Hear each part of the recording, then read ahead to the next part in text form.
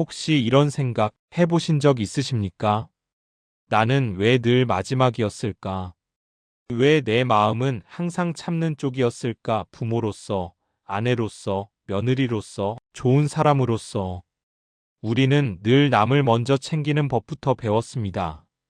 그리고 그게 옳은 삶이라고 믿어왔습니다. 그런데 어느 날 문득 이렇게 느껴지기 시작합니다. 나는 어디에 있지? 내 마음은 언제 돌봐줬지?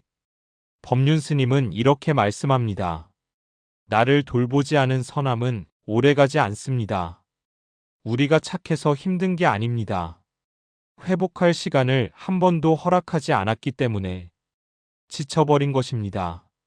오늘 이 이야기는 이기적으로 살라는 말이 아닙니다. 이제는 살아남은 나를 회복시키라는 말입니다.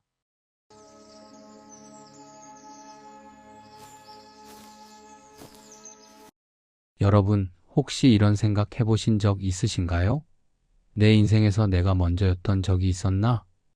아침에 눈 뜨면 제일 먼저 무슨 생각을 하십니까? 오늘 남편 아침은 뭘 해드리지? 애들 도시락은 챙겼나? 정작 나는 오늘 어떻게 지내고 싶은가라는 생각은 언제 해보셨습니까? 장을 보러 시장에 가도 그렇습니다. 좋은 고기 보면 애들 좋아하겠네.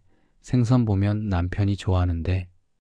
장바구니 가득 담아오면서 정작 내가 먹고 싶었던 건 하나도 없습니다. 옷 사러 가도 애들 것, 남편 것만 보다가 나는 됐어 하고 그냥 나옵니다. 평생을 이렇게 살아오신 거 아닙니까? 시집 가던 나를 떠올려 보십시오. 22, 23. 남의 집으로 들어가면서 제일 먼저 들었던 말이 뭐였습니까? 이제부터는 내가 아니라 우리 식구들을 먼저 생각해야 한다는 말 아니었습니까? 시어머니한테 효도하고 남편 뒷바라지하고 그렇게 배웠습니다. 아이를 낳으면 더 했습니다. 밤새 아이 울음소리에 잠도 못 자고 먹고 싶은 것도 참고 애한테 먼저 먹이고 아프면 약국도 못 갔습니다. 그런데 이상합니다. 그렇게 평생을 남 먼저 챙기며 살았는데 어느 순간 마음이 텅 빈 것 같습니다. 허전하고 억울하고 서러운 겁니다. 아침에 일어나도 기운이 없습니다. 거울을 보면 낯선 사람이 보입니다. 친구들 만나도 집에 돌아오면 공허합니다. 나는 뭐지? 나는 누구지? 밤에 잠자리에 누우면 더 그렇습니다. 나는 뭘 하며 산 거지? 내가 정말 원했던 게 뭐였지? 답이 안 나옵니다. 여러분, 혹시 이런 적 없으셨습니까? 남편이 뭐 먹고 싶어? 물으면 당신이 먹고 싶은 거 먹어요 라고 답합니다. 애들이 어머니는요? 물으면 너희들만 잘 지내면 되라고 답합니다. 손주들이 할머니는요? 물으면 할머니는 괜찮아 라고 답합니다. 그렇게 평생을 나는 괜찮다, 나는 됐다고 말하며 살아왔습니다. 처음엔 억지로 그랬는데 나중에는 정말로 내가 뭘 원하는지 모르게 됐습니다. 요즘 젊은 사람들 보면 부럽습니다. 나는 이게 싫어요. 나는 이렇게 하고 싶어요. 당당하게 말합니다. 우리는 그렇게 말하면 이기적인 사람 취급받았습니다. 여자가 그렇게 자기밖에 모르면 안 돼. 어머니가 그렇게 편한 것만 찾으면 집안이 어떻게 돌아가. 이런 말들을 들으며 컸습니다. 그래서 참는 게 미덕이고 희생하는 게 사랑이라고 믿으며 살았습니다. 그런데 지금 돌아보면 이런 생각이 듭니다.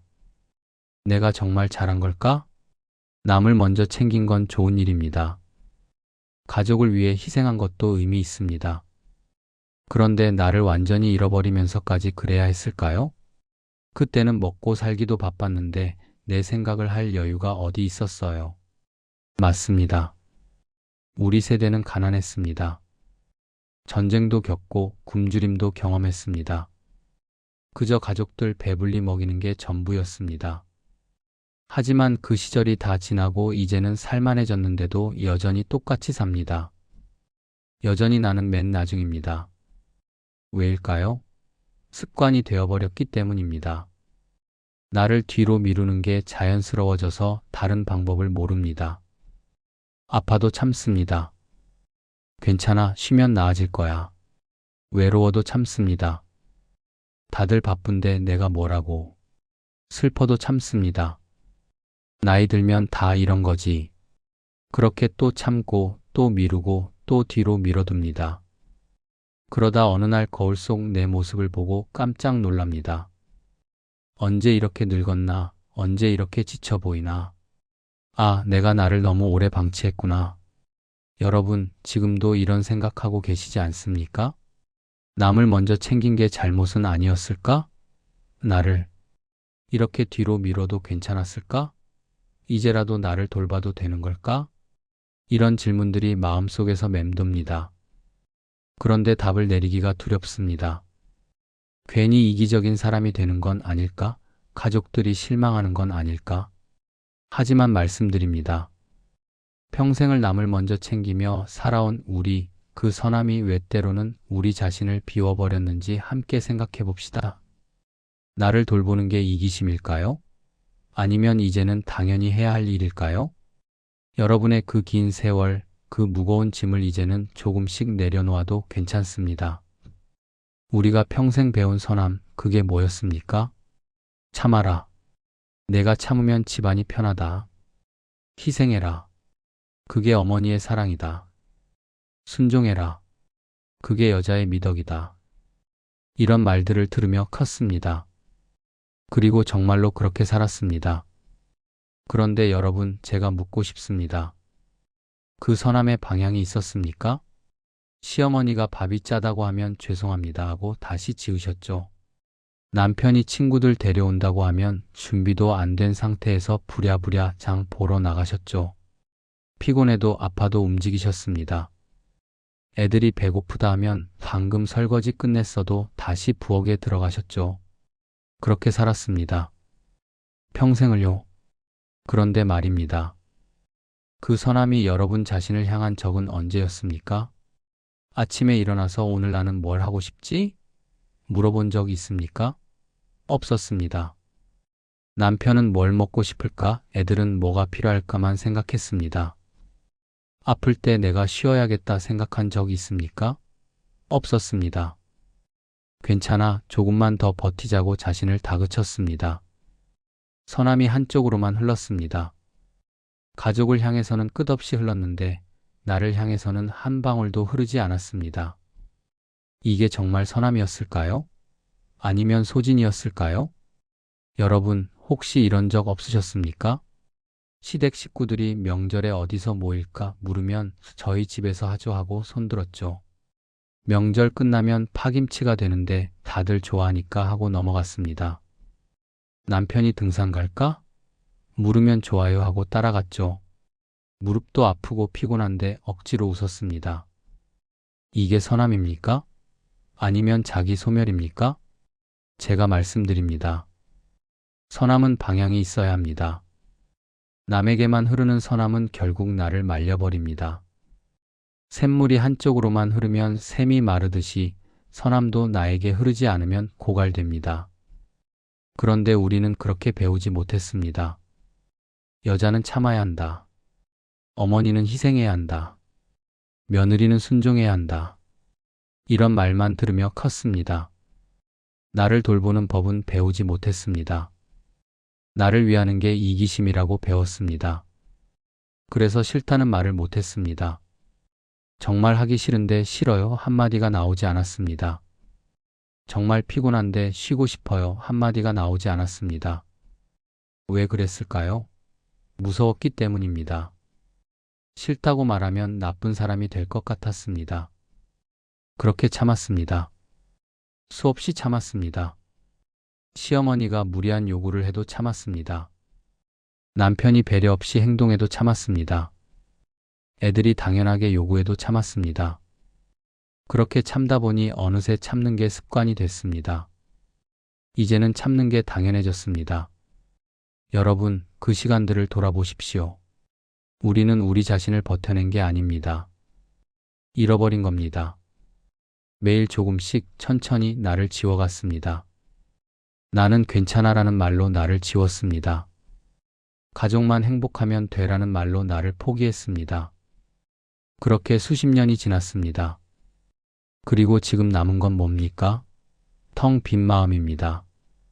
공허한 느낌입니다. 나는 대체 뭐였지? 라는 질문뿐입니다. 서남이 나를 비워버렸습니다. 방향 없는 서남이, 나만 빼고 모두를 향한 서남이 결국 나를 텅 비게 만들었습니다. 이제는 알아야 합니다. 서남은 나를 포함해야 한다는 걸요. 나를 향하지 않는 서남은 오래갈 수 없다는 걸요. 여러분의 그 서남, 이제는 방향을 바꿔야 합니다. 나를 돌보지 않으면 어떻게 될까요? 단순히 피곤해지는 정도가 아닙니다. 무언가 더 깊은 곳에서 무너지기 시작합니다. 한 분이 이런 이야기를 하셨습니다. 스님, 저는 밤에 잠을 자도 쉰 것 같지 않아요. 몸은 누워있는데 머릿속은 계속 돌아가요. 내일 남편 아침은 뭘 해드리지, 애들 도시락에 뭘 넣어야 하지. 이런 생각들이 끊임없이 떠올라요. 그러다 아침이 되고 일어나면 더 피곤해요. 이분은 몸을 쉬게 하셨지만 마음을 쉬게 하지 못하셨습니다. 평생 남을 먼저 생각하는 게 습관이 되어서 누워 있어도 머릿속은 여전히 일하고 있었던 겁니다. 또 다른 분은 이렇게 말씀하셨습니다. 저는 요즘 이유도 없이 화가 나요. 남편이 국이 싱겁다고 하면 갑자기 화가 치밀어요. 예전 같으면 넘어갔을 텐데 요즘은 참기가 힘들어요. 손주가 할머니 이거 해줘 하면 짜증이 나요. 제가 이상해진 건가요? 이상해진 게 아닙니다. 당연한 겁니다. 오랫동안 나를 돌보지 않으면 이런 일이 생깁니다. 이유 없는 허무, 설명할 수 없는 분노, 갑자기 올라오는 서러움. 이게 모두 나를 방치한 대가입니다. 왜 나만 이렇게 힘들까? 많은 분들이 이렇게 묻습니다. 다른 사람들은 다 잘 사는 것 같은데 나만 힘든 것 같다고요. 친구들 만나면 다들 행복해 보이는데 나만 공허하다고요. 그런데 말입니다. 정말 나만 힘든 걸까요? 아닙니다. 우리 세대 여성들 대부분이 똑같이 힘듭니다. 다만 표현하지 않을 뿐입니다. 친구들 앞에서 나 요즘 너무 힘들어하고 말하는 게 부끄러워서 참는 겁니다. 그래서 다들 겉으로는 웃으면서 나는 괜찮아라고 말합니다. 집에 돌아가서 혼자 우는 줄도 모르고요. 나를 돌보지 않으면 더 심각한 일도 생깁니다. 관계가 무너지기 시작합니다. 내가 이렇게까지 해줬는데 왜 고마워하지 않지? 내가 평생 희생했는데 왜 날 이렇게 대하지? 이런 생각이 들기 시작하면 관계는 껄끄러워집니다. 남편한테, 시댁 식구들한테, 심지어 자식한테도 서운함이 쌓입니다. 내가 이렇게 해줬는데 하는 생각이 자꾸 올라오고 그럴수록 관계는 더 힘들어집니다. 왜 그럴까요? 나를 챙기지 않은 서남은 사랑이 아니라 소모였기 때문입니다. 진짜 사랑은 나를 포함합니다. 나도 행복해야 남도 행복하게 해줄 수 있습니다. 나도 건강해야 남을 돌볼 수 있습니다. 나도 채워져야 남에게 줄 수 있습니다. 그런데 우리는 나를 완전히 비우고 남에게만 줬습니다. 빈 컵으로 계속 물을 따르려고 했습니다. 당연히 오래갈 수 없었습니다. 결국 가장 큰 피해자는 누구입니까? 바로 나 자신입니다. 평생을 가족을 위해 살았는데 정작 나는 잃어버렸습니다. 몸도 마음도 지쳤습니다. 이제 와서 나는 뭐였지? 하고 묻게 됐습니다. 더 슬픈 건 이겁니다. 가족들도 행복하지 않다는 겁니다. 나를 돌보지 않고 가족만 챙긴 게 가족을 위한 일이라고 생각했는데 아니었습니다. 지치고 불행한 엄마 곁에서 자란 아이들도 행복할 수 없었습니다. 이제는 알아야 합니다. 나를 돌보지 않으면 결국 모두가 불행해진다는 걸. 나를 챙기지 않은 서남은 진짜 서남이 아니라는 걸. 나를 소진시키면서까지 남을 위하는 건 사랑이 아니라 소모라는 걸. 그러니 이제는 멈춰야 합니다. 나를 계속 뒤로 미루는 것도, 나를 계속 포기하는 것도 멈춰야 합니다. 이제는 나를 돌볼 차례입니다. 여러분, 이제 말씀드리고 싶습니다. 나를 돌보는 것은 이기심이 아닙니다. 평생을 나를 챙기면 이기적인 사람이라고 배우며 살았습니다. 그래서 나를 돌보는 게 죄스럽고 나를 위하는 게 부끄러웠습니다. 하지만 그게 아니었습니다. 나를 돌보는 것은 이기심이 아니라 필수입니다. 나를 챙기는 것은 사치가 아니라 생존입니다. 생각해 보십시오. 비행기 안전수칙이 뭡니까? 산소 마스크가 내려오면 자신이 먼저 착용하십시오. 왜 그럴까요? 내가 먼저 숨을 쉬어야 남도 도울 수 있기 때문입니다. 하지만 스님, 이제 와서 나를 돌보면 뭐가 달라질까요? 이미 늙었는데, 이미 지났는데, 지금 시작해도 너무 늦은 거 아닐까요? 이렇게 말씀하시는 분들이 많습니다. 아닙니다. 절대 늦지 않았습니다. 회복은 늦었다고 말할 수 없는 일입니다. 언제 시작하든 몇 살이든 지금이 가장 빠른 때입니다. 오늘 시작하지 않으면 내일은 더 늦어집니다. 내일 시작하지 않으면 모레는 더 늦어집니다. 그러니 지금, 바로 지금 시작하십시오. 어떻게 시작하나요? 작은 것부터 시작하면 됩니다. 거창한 변화를 꿈꿀 필요 없습니다. 아침에 오늘 나는 뭘 하고 싶지? 물어보는 것. 장 보러 갈 때 나는 뭐가 먹고 싶지? 생각하는 것. 몸이 아프면 오늘은 쉬어야겠다 하고 눕는 것. 누가 요구할 때 정말 하기 싫으면 오늘은 힘들어서 못할 것 같아요 말하는 것. 이런 작은 것들이 쌓이면 변화가 일어납니다. 처음엔 어색할 겁니다. 내가 이래도 되나? 싶을 겁니다.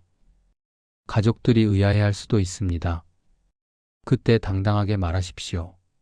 나도 이제 나를 돌보려고 해. 이 말이 이기적으로 들립니까? 아닙니다. 이건 생존의 선언입니다. 이건 회복의 시작입니다. 그리고 신기한 일이 일어납니다. 내가 나를 돌보기 시작하면 관계도 숨을 쉽니다. 내가 이렇게 해줬는데라는 서운함이 줄어듭니다. 왜일까요? 내가 하고 싶어서 하는 일과 억지로 하는 일은 다르기 때문입니다. 나를 돌보기 시작하면 가족들도 달라집니다. 처음엔 당황할 수 있습니다. 하지만 시간이 지나면 익숙해지고 가족들도 나를 배려하기 시작합니다. 왜일까요? 엄마가 나도 힘들어라고 말하면 그제야 엄마도 사람이라는 걸 알게 됩니다. 여러분, 이제는 이렇게 말해도 됩니다. 나는 힘들어. 나는 쉬고 싶어. 나는 이게 하기 싫어. 나는 이것도 하고 싶어. 이런 말들이 이기적이지 않습니다. 이건 솔직함입니다. 이건 정직함입니다. 이건 건강함입니다. 그리고 가장 중요한 말. 이제는 나를 먼저 돌보겠습니다.